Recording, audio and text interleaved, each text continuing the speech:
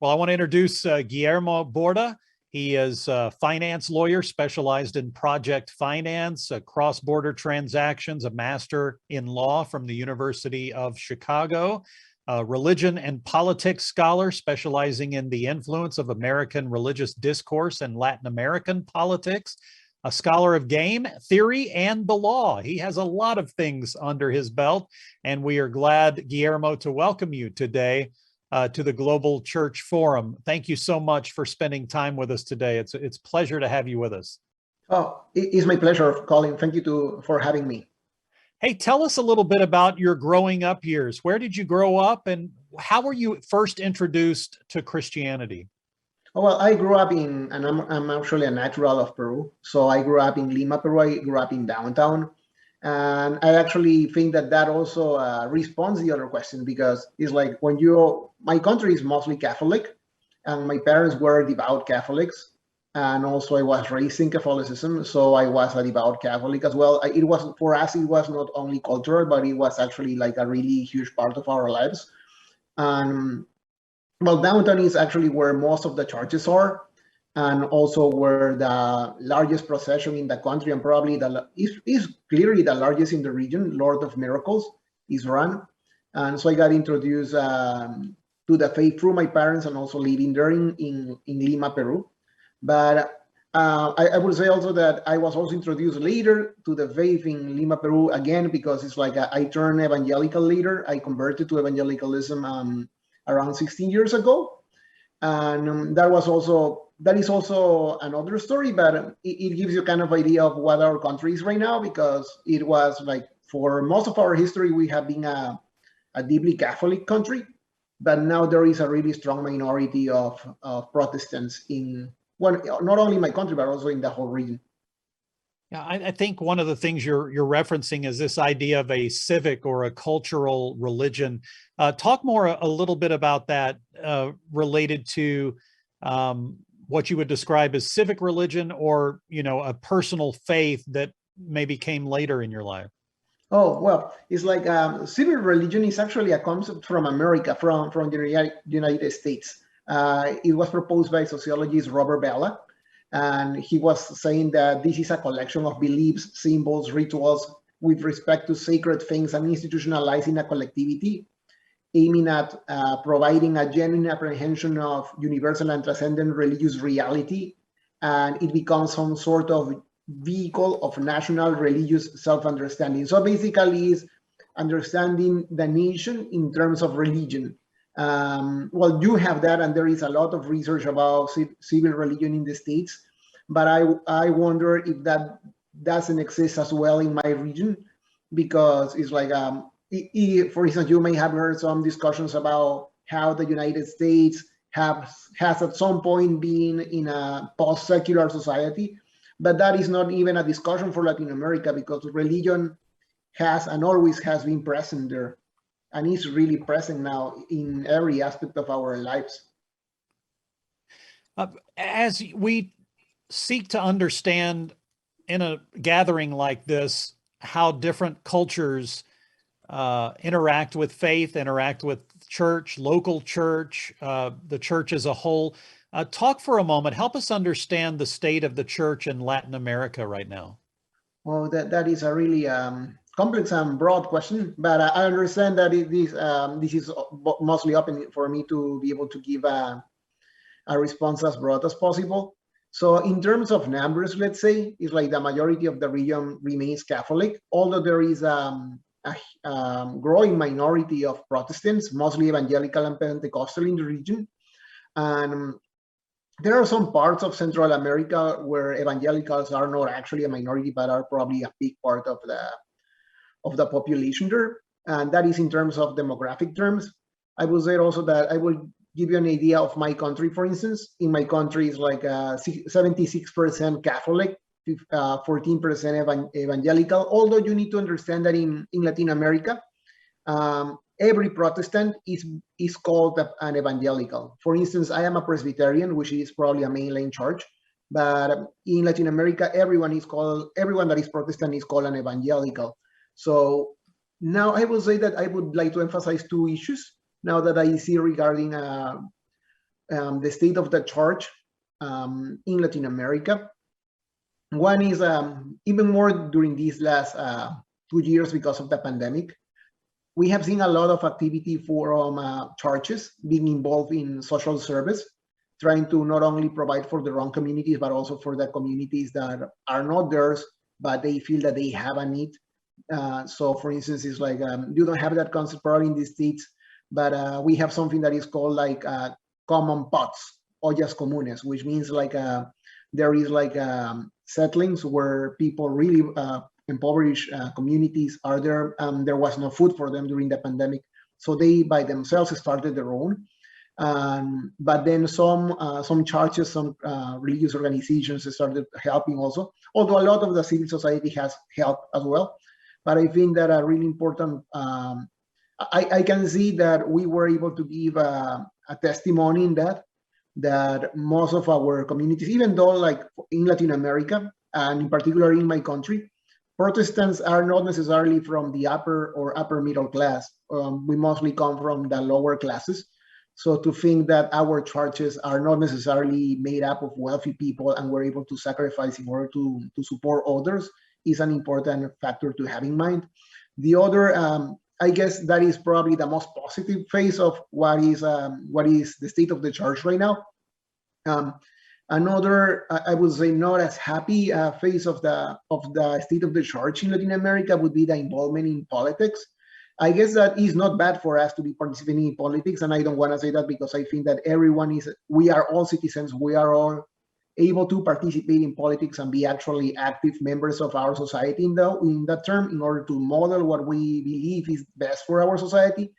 That a concern that I have is how some part of religion has been, I would say, weaponized in order to advance or defend the status quo and social conservative traditional values, which I understand that, I mean, it's like, I guess that my concern is related to how the American culture wars are also expanding to Latin America and also bringing the religious rhetoric that you have in the States that is really polarizing at some points is now like fully alive and fully active in Latin America now. And it's not only dividing left and right, but it's also actually dividing people at church.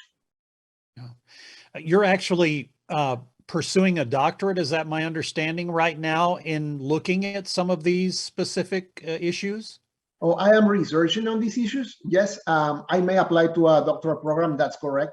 I'm actually in the search for an advisor. So if you know of any, let me know. But yes, it's like I research already in that I have been research. My main focus of research is American religious discourse influence in Latin American politics, because this was not a thing for us before. But after 2016, after the electoral victory of Donald Trump and how he used certain religious rhetoric, it kind of became popular in Latin America now. So we have something that I don't know if you have heard about this term called Christian nationalism. So we have that kind of rhetoric as well in politics now in Latin America. So as you study this, and maybe even as you pursue that doctorate in the future, what are you hoping to find? What are you hoping to learn from that? And then have you thought far enough down the line to think about how you might use that to help people? Oh yeah, it's like actually what I'm a researcher, but I'm also an op-ed writer. So I write in I think I'm still writing op-eds for one of the main journals in Peru, and I write on religion and politics, actually, and religion in public life. So actually, the goal for me for pursuing a doctoral program is actually be able to communicate better religious ideas to people that are religious as me, and also try to provide a better understanding of what I think, because that is my belief, that how we can create some sort of Christian citizenship that will allow us to be living in a more pluralistic, multicultural, and democratic society. But what I want to actually learn from this, if I actually get into pursuing this and also like keep advancing into the understanding of the American culture wars, actually, is so I guess that I have to give a brief explanation of what I'm talking about, because it's like, I don't know if everyone knows what Christian nationalism is, but to make it simple, is when you fuse the nation with Christianity, and you believe that in order to defend the nation or the identity of the nation, you need to defend so-called Christianity, but it's not actually Christianity. It's just a way to talk about conservative values or traditional values. So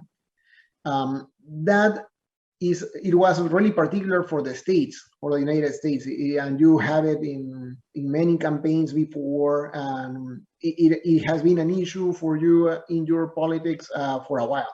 But it was not something for us, even though religious rhetoric has always been there in Latin American politics. The idea of fusing the identity of the nation with a particular vision, mostly conservative vision of Christianity, was not something that we had before. But now, as the American culture wars expand, we are also having that. And I am afraid, not only, well, I could talk a lot more about like my conclusions about, because I have been researching this for like the last 4 years. But I am mostly concerned as a believer, because as a believer, I think that is kind of like making us look really, it's not necessarily a good face for us in the public sphere, because it's like Christian nationalism rhetoric is really antagonistic, and it doesn't allow us to create bridges, but it is mostly like it is a versus battle, us against them, believers against non-believers, and it's even creating like a kind of a separation inside the church. Because, for instance, and I might say I'm a person that has more progressive ideas, but I would not be recognized as a Christian by other brothers and sisters that are more conservative, because they believe that my ideas don't abide by what they think is Christianity, even though it's more like their cultural idea of what it is. And I feel that at some point you could see that actually in the Peruvian elections, the presidential elections that we just had this year. It was like so prominent that you even had like op-eds and articles being written about our elections for the New York Times, the Atlantic, because it's like it was really a thing, even for South America to have that. A concern of mine is how that kind of politicization of the faith is going to impact us long term, because even more with the more younger generations, because it's like we are already seeing people that are young that are leaving churches out of not being in agreement with what the church believes. But it's not about theological beliefs. It is more than that. Some churches are taking political stances, and then some younger generation people are not feeling welcome with this, so they just decide to leave. But the problem is like, okay, yeah, you can move to another more progressive or not as conservative church. But the problem is that this kind of discourse is probably dominant in at least in my country, and I think in most of Latin America for evangelicals.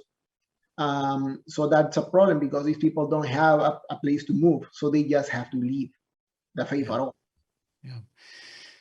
I think it's a challenge in the United States, and obviously it's spilling over into other nations as well. Some of these issues of our day at one point were issues that were discussed in culture and were discussed in the church, and then they began to cross over into the political realms. And that, I think, is part of where things begin to go off the rails in America, probably in the 70s and 80s, when the moral majority kind of, came about.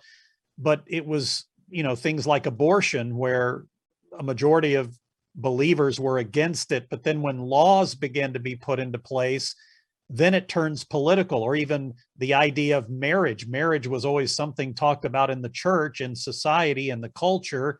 really didn't have a lot to do with government other than getting your marriage license. And then all of a sudden, one day they start saying, well, these people can get married.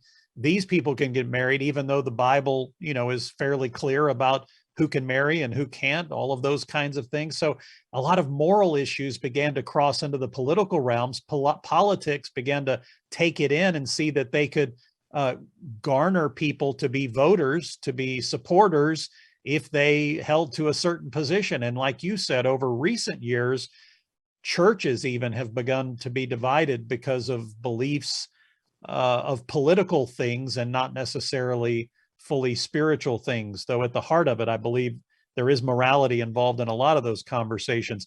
What do you think? You've mentioned a little bit about what America's gone through in the last 4 or 5 years through the last administration and continuing into this administration. What do you think that Latin America might learn from the U.S. And what do you think maybe the U.S. could or should learn from Latin America related to some of these issues? Well, to be sincere, is like my main concern right now, that I think that we should think, being Latin Americans and seeing what is happening in the States, is related to how the American culture wars is evolving, because it seems to me that it's getting really antagonistic, and also like, some other issues beyond even the traditional ones about same-sex marriage, abortion, is like, now they're talking about, I see opposition among Christian nationalists in the States to talk about race and that. And that should be a concern for a region like mine, in which, like, there is a lot of people that are brown. Most of us are brown. So even though the elite tends to be whiter, and although some of those issues are already getting into Latin America, so what I see and that we should try to learn is like, see that we should try, as Christians, try to realize that we cannot get into the public sphere in order to antagonize others. And I don't know, and something that I really that I would say, like, the States can learn from Latin America is, I don't know, maybe this is an oversimplification of what I see, because I'm not from the States. I'm married to an American woman, that's something, but, and I have family in the States, but it is not where I was raised. So I probably, what I'm going to say sounds like an oversimplification, but it seems to me that the American idea of life is really individualistic, or maybe it is not to people that are from there, but for me, as I see it, for instance, when I get a degree, it's not that I got a degree, my family got a degree. I got a raise, it's not that I got a raise, my family got a raise. So all of us share losses and gains. And it seems to me that the idea of the American dream seems to be really emphasizing in the person itself. And so I would say, like, and this is something important to talk about in terms also of the faith, because it's like two of the main social justice theologies came not only from Latin America, but came from my country. It's like, liberation theology for Catholics is from Peru. Gustavo Gutierrez is a Peruvian theologian, but also for evangelicals as well, because we have, I guess in Moody, they are familiar with the holistic mission, the integral mission, Misión Integral. So that also comes from Peru. There are two Peruvian theologians and an Argentinian. He just passed, I think this year or last year. Actually, my pastor is one of the founders, Pedro Arana. If he's seeing, hi Pedro. So it's like, I guess that this idea of like bringing social justice issues from a faith perspective into the public sphere is something positive that is a concern in Latin America and has always been a concern. And I think that is something that the church from the States can learn from us. Yeah.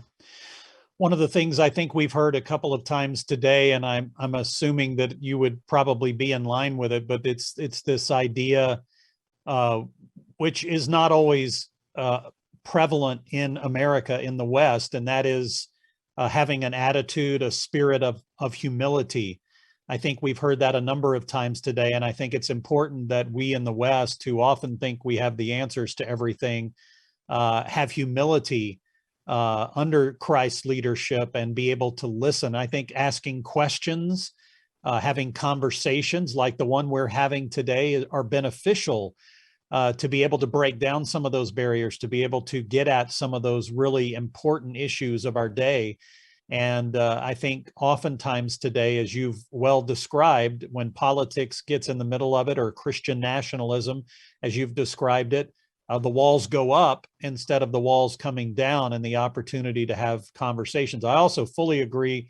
The American spirit is very individualistic. And I know, as I have known people in my life from other cultures, or I have visited other cultures, Latin American cultures, African cultures, there's a very different feel about family. I love my family, but I don't think I have ever looked at my family in the way that many other cultures do. And the way you've even described getting a raise or a degree and it affecting the entire family, I think that's something that most people in the West just don't have a look at. And I think being able to hear that and think through that and meditate a bit on that, I think is valuable for those of us in the West to be able to hear and ponder as we look at our own lives and our own relationships and how important those are to our faith and expressing our faith. One of the main purposes of the Global Church Forum here is to hear and learn from people around the world like you and your experiences who love Jesus and are partnering in kingdom work just the way you are. It's been wonderful, and it is, and we will hear it for the next 16, 18 hours, people from different perspectives sharing how God is at work in their lives. What is it that you hope people viewing this might take away from these conversations? What is it you're hoping that God does in their lives and their hearts and their spirits as they take in these conversations with people from different cultures? Oh, that's a really nice question. So one thing is regarding what I just said is like, and another one is regarding the whole group of talks that are occurring today. I'm gonna give my first idea regarding what I just talked about. So I just mentioned, and I wanted to make it clear because I want to be transparent in the sense that I'm a more progressive evangelical believer. And I wanted to say this to my brothers and sisters that are more conservative than me, that we are not necessarily, and we should see ourselves first and all as brothers and sisters in Christ, and try not to make politics a main part of our faith, because it's like salvation and Jesus Christ won't make any difference regarding where we're right or left. And we should try to not see our political adversaries as spiritual enemies. That is my first thought. The second thought is like regarding the whole array of speakers that you're going to have and people that is going to talk from different parts of the world, that we're all open to try to process what their cultures present to us in terms of values, because as you just mentioned, it's like we don't necessarily see institutions like family, government in the same way. And most probably it's like maybe some of the brothers and sisters that are listening right now might be shocked by there is progressive Christians now. I just wanted to ask you that you are open-hearted regarding what you hear today, because it's like it is gonna actually help you to try to see how God is working in different places, in different people, for many different reasons that is not necessarily the same reality that you are living. But it is also important to know that the God that we have is a global God and is not a national God. Yeah, that's a good word. It's a good place to begin to wrap up here. I think again, I don't know, maybe you can answer this. I think everybody in their own culture often looks at other cultures and feels like their culture is the best or the right one, if you will. I certainly know in the West, that's a feeling that many people have. I don't know if other cultures look at cultures around the world and say, well, mine's better than that one. But as you said early on, it's often an us versus them. And as followers of Christ, it should never be an us versus them. It should be a we together addressing the issues that the Lord brings before us in a biblical, humble way that that honors our brother and sister in Christ as one of his creations, as one of his children, honors those even that aren't believers yet, that they are creatures created by God in his image. And there's so much for us to learn from each other, as well as from continuing to grow in our own faith. And Guillermo, such a great privilege to have you join us today, and know that you, as a brother in Christ, we love you. And if you're progressive, that's great. And if you're conservative and listening today, that's great. If you're a follower of Christ, that's where our commonality meets, and that should be the foundation of those relationships. So Guillermo, so grateful for your time today and the things you've shared. And I hope it encourages all of us to think through and process how what we're doing here in America, how it affects our own lives and culture and churches. But I think hearing your story today also should make us think about and be aware of and concerned about how what we do in America is affecting other people around the world as well. Thank you for your input today at the Global Church Forum. No, thank you so much for having me. And I just want to conclude with saying, like, we need to keep loving each other through and look past politics, because it's like politics as they are performed these times are really polarizing, and really is gonna, yes, we should see each other like maybe we do not pray the same way, maybe we do not worship the same way, and maybe we are not even trying to follow Jesus in the same way. But always think that even though your brother and sister doesn't believe the same exact things that you believe, he's also trying to follow Jesus in the way he wants him or wants her to follow him. Yeah, thank you. Thank you, Guillermo. It's so great to have you with us today. Continued blessing on your work and ministry, and your wife as well, and your family, and blessings to you and the things you have ahead. Thank you so much, Colin. And thank you so much to all brothers and sisters that are listening or watching us now. Thank you. All right. Appreciate it.